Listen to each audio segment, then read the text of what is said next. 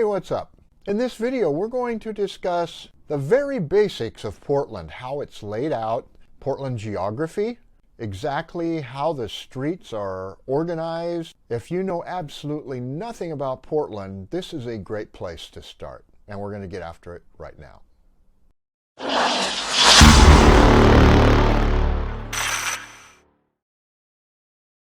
Hello, everybody. I generally don't talk about Portland without talking about Southwest Washington, Vancouver, because it's really part of the Portland area. But in this video, we are going to focus on Portland. We're going to start with the core downtown area with address number of 0. The Willamette River runs north and south through Portland, and it is the divider between east and west. Burnside Street runs east and west, and it is the divider between north and south. All addresses, whether east, west, north, or south, start at 0 at Burnside and the Willamette River. So any area west of the Willamette River and north of Burnside would be northwest Portland, and anything west of the Willamette River and south of Burnside would be southwest Portland. And the true same for northeast and southeast. Numbered streets run north and south, such as 5th Avenue, 6th, 1st. These all run north and south. The named streets run east and west. And just a bit of trivia, northwest Portland, all the streets are alphabetical. Ankeny, Burnside, Cooch, Davis, Everett, Flanders, Gleason, and so on. When you get into the western suburbs, these rules get a little fuzzy because Burnside doesn't really run for a great distance west of downtown Portland, and a couple other streets divide north from south, but we're starting in the core area where this is a solid rule. The west side tends to be more expensive, more consistently desirable. In other words, fewer sketchy neighborhoods mixed in with the desirable neighborhoods. The west side tends to be consistently more desirable. The west side streets tend to be not as rectilinear as the east side, more meandering and more topography, more hills and valleys, and for this reason the streets typically are not directly north, south, east, and west. The east side of Portland is really the original sprawl of Portland. The sprawl was totally rectilinear. If you look at the streets are in a north, south, east, west grid, and this goes for hundreds of blocks. The east side tends to be really hot and cold, spotty, desirable, sketchy. One of the things that I strive for on this video is honesty. And the east side has some awesome neighborhoods, but it also has some really sketchy neighborhoods. And the east side is much less consistent than the west side. But there are some very exclusive, nice neighborhoods on the east side. The close-in east side, close to the Willamette River, tends to be really trendy with walkable neighborhoods. These are typically younger millennial neighborhoods who really desire the walkable local cuisine brew pubs, and this is a very desirable lifestyle for many people. But it's not for everyone. These homes in these areas typically have very small yards. These are older homes, and generally they have a one-car driveway and one-car garage, and street parking is very crowded and it's not reserved. If you are late coming home from work and you're driving a car, you may have to walk blocks to get to your house. But there's really good mass transit in the area, and it's totally flat, and bicycling is an awesome means of transportation in this area. Not everyone is going to be comfortable living in this area. This is lifestyle specific. And there are many 5-story apartment complexes that encompass an entire block. Some of these condos and some of these for rent. And there is no parking provided for the building. It is all on-street parking, and so parking can be a real issue. It is an area where a lot of people live that have no vehicle. But this is true inner city living. Okay, as you move further away from the river, there are some scattered, very prominent upscale neighborhoods. Laurelhurst, the Alameda Ridge, Mount Tabor, Rocky Butte, and there are others but these are the predominant ones. And in between these neighborhoods are some pretty sketchy neighborhoods. But there are some very nice micro communities on the east side of Portland. And if you want to live 10 minutes from downtown and you want a true inner city living lifestyle, then this may be for you. I am happy to show you the best areas to live in on the east side.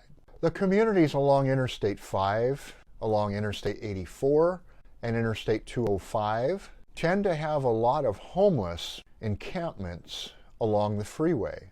And these are all within the city of Portland. The city of Portland does not seem to know what to do about this. And most people would not have a problem with people being homeless and camping, but the garbage that accumulates and is spread along the freeway can just be mind-boggling.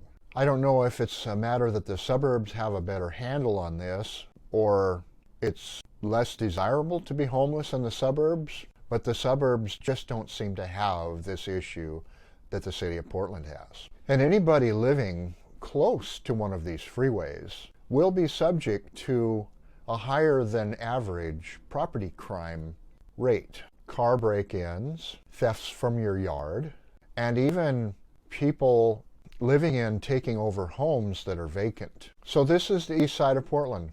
Now again, there are some very nice areas of East Portland, but as a rule, it is more sketchy and offers a lower cost of living. Okay, let's look at the west side of Portland.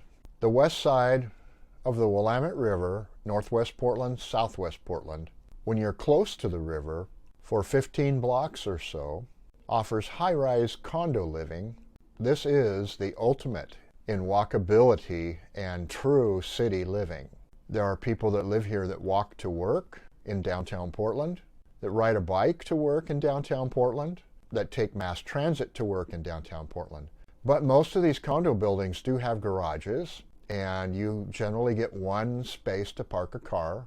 A second space is possible to rent, but may be cost prohibitive. So living in this area, 2 cars will be problematic. But the mass transit here, the trolleys, the bus system, the availability of even public bikes left on the street for you to just use. If you're just going 10, 12 blocks, you can just grab one of these bikes and ride it to where you want to go and then park it and get off. Okay, as you move a little further away from the river, we start getting into the West Hills. Willamette Heights, King Heights, Forest Park, Skyline.